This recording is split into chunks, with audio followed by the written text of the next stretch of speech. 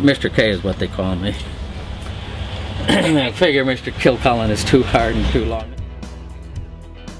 For a while, about the last 5-6 years I was teaching, I was also the cafeteria monitor, so people used to tease me that you pick them up, you teach them, you feed them their lunch, then you take them home. Is there anything else you do for them? So no, I leave a little bit for Mom and Dad to take care of them. They can put them to bed at night. IEA, NEA would be behind you all the time. Like a safety blanket. Right. That's good. Like I said, I've never had to use it, but it's just nice knowing that it's there.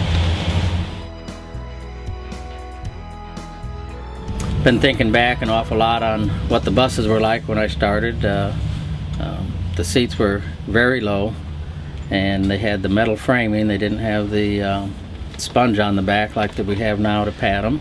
And chipped teeth were a common thing back then, so you know you had to be careful slamming on the brakes. Kids would fall forward and hit the metal bars, so they finally figured out to at least put padding on them.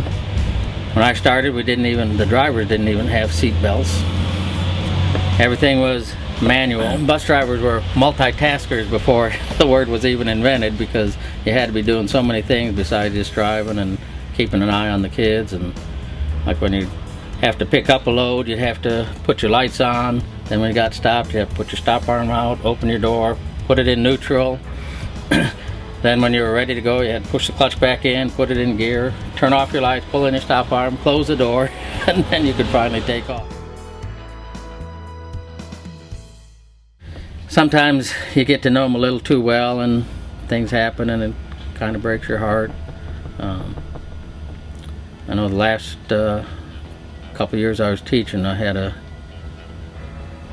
boy in 6th grade. He moved at the end of 6th grade down to the next town south of us, and still knew some of his family, cousins and that up there in the district. And in 8th grade he ended up having some kind of a brain aneurysm and died.